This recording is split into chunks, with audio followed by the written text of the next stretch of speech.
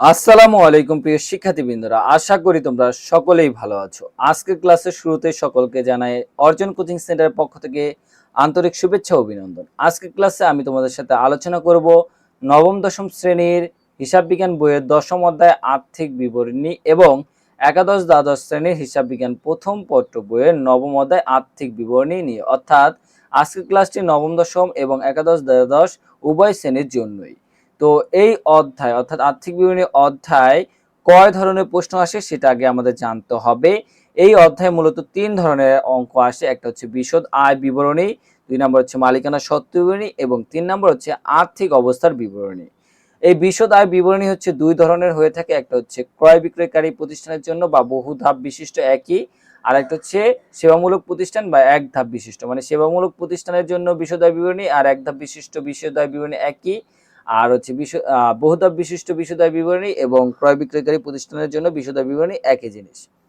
তো আমরা যে বিশদ আয় বিবরণীটা নিয়ে আলোচনা করব সেটা হচ্ছে বহুধাপ বিশিষ্ট বা ক্রয় বিক্রয়কারী প্রতিষ্ঠানের জন্য। এর আগে আমাদের জানতে হবে এই অধ্যায় থেকে নবম দশম শ্রেণীতে কোন নিয়মে প্রশ্ন আসে এবং একাদশ দ্বাদশ শ্রেণীতে কোন নিয়মে প্রশ্ন আসে।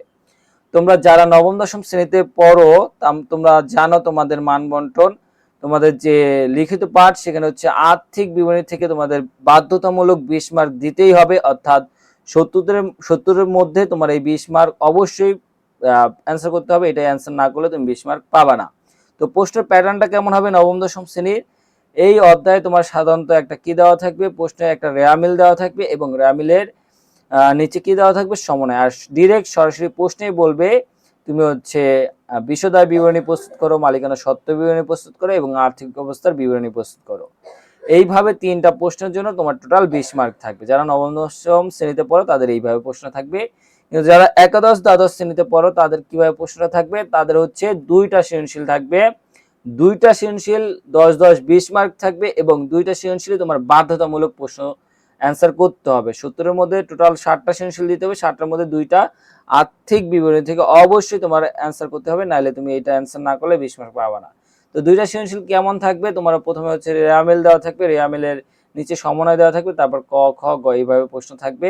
দুইটা সৃজনশীল এরকম থাকবে। ক নাম্বারে ধরো শর্টকাট 2 মার্কের একটা প্রশ্ন থাকবে, গ নাম্বার হচ্ছে 4 মার্ক, খ নাম্বার 4 মার্ক এবং গ নাম্বারে হচ্ছে 4 মার্কের প্রশ্ন থাকবে। এইভাবে হচ্ছে একাদশ দ্বাদশ শ্রেণীর জন্য থাকবে। তো আজকের ভিডিওতে আমি যে বিষয়টা নিয়ে আলোচনা করব সেটা হচ্ছে বিশদ আয় বিবরণীর যে মোট মুনাফা, সেই মোট মুনাফা কিভাবে বের করতে হয় সেটা নিয়ে আলোচনা করব আজকে পর্ব নাম্বার 1। এরপর হচ্ছে আমি আরো পর্ব 2, পর্ব 3 এইভাবে অন্যান্য বিষয়গুলো নিয়ে নেক্সট পর্বগুলোতে আলোচনা করব। তো চলো আমরা যদি বিশদ আয় বিবরণী প্রস্তুত করতে চাই, আমরা প্রথমে প্রতিষ্ঠানের নাম লিখবো। অর্থাৎ অঙ্কে যে প্রতিষ্ঠানের নাম দেওয়া থাকবে সেই প্রতিষ্ঠানের নাম লিখবা, তার ঠিক নিচে বিশদ আয় বিবরণী লিখবা, তারপর তার নিচে অঙ্কে যে মাস এবং সাল দেওয়া থাকবে সেই মাসের নাম, ধরো 31 ডিসেম্বর এবং 2017 সালের জন্য এটা লিখবা। এরপর হচ্ছে বিশদ আয় বিবরণী প্রস্তুত করলে তোমার যে ছকটা প্রয়োজন সেটা হচ্ছে বিবরণ আর 3টা টাকার ঘর প্রয়োজন। এই বিশদ আয় বিবরণীর প্রথমেই যেটা আসে সেটা হচ্ছে তোমার প্রথমেই আসে হচ্ছে বিক্রয়। বিক্রয়টা নরমালি থার্ড কলামে লিখতে হয়, কিন্তু যেটা যেই কলামে বসে তার সাথে কোনো কিছু যোগ বিয়োগ হলে তার আগের কলামে যোগ বিয়োগ করতে হয়, এটা আমরা জানি। তো বিক্রয় নরমালি থার্ড কলামে বসে, কিন্তু বিক্রয়ের সাথে অনেক কিছু যোগ বিয়োগ হয়, সেটা আমরা যেহেতু দেখেছি তার জন্য এটা আমরা সেকেন্ড কলামে আগে বিক্রয়টা লিখবো এবং তার সাথে যোগ বিয়োগগুলো আমরা সেকেন্ড কলামে করে তারপর হচ্ছে আমরা থার্ড কলামে নিট বিক্রয়টা লিখবো। ওকে, তো আমরা জানি প্রথমে আমাদের বিক্রয় লিখতে হবে, এটা আমরা সেকেন্ড কলামে লিখলাম। তারপর আমরা জানি বিক্রয় ফেরত থাকলে সেটা হচ্ছে বিক্রয় থেকে বাদ দিতে হয়, তার জন্য আমরা এই যে বিয়োগ লিখেছি বিক্রয় ফেরত।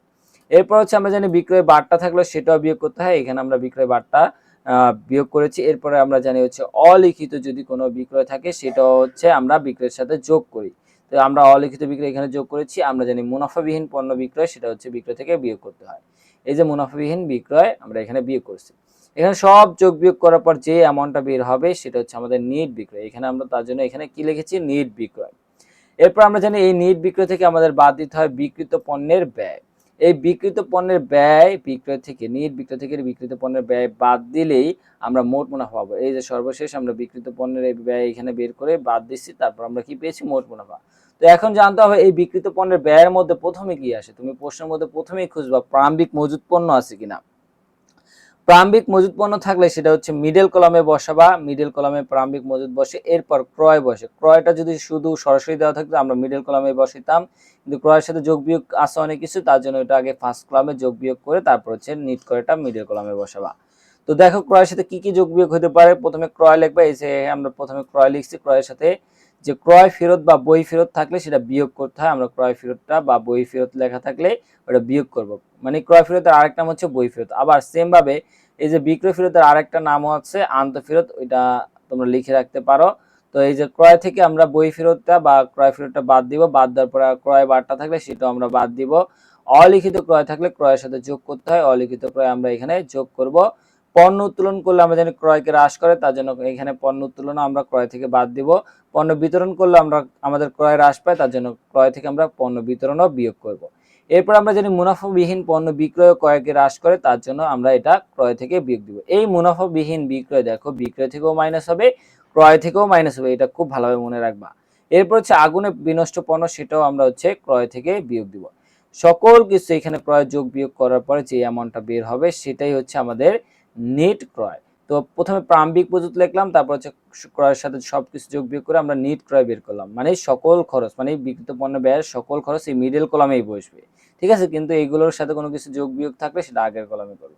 এখানে প্রারম্ভিক মজুত লিখলাম, তারপর ক্রয়ের বিষয়টা লিখলাম নেট ক্রয়, লেখার পরে আর কি কি আসে, মজুরি আসে। মজুরি যদি ডিরেক্ট দেওয়া থাকে তাহলে আমরা হচ্ছে এই থার্ড কলাম মিডল কলামে বসাতাম, কিন্তু দেখো মজুরির সাথে অনেক কিছু যোগ বিয়োগ হয়, তার জন্য ফার্স্ট কলামে যোগ বিয়োগ করে তারপরে এখানে আনবো।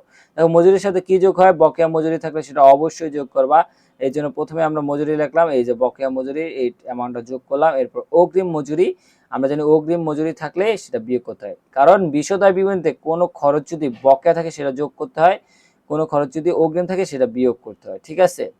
সেম ভাবে আয় যদি তোমার বকেয়া থাকে সেটা যোগ করবা, অগ্রিম থাকলে সেটা বিয়োগ করবা, এটা নিয়ম, ঠিক আছে বিশদায় বিবরণীতে।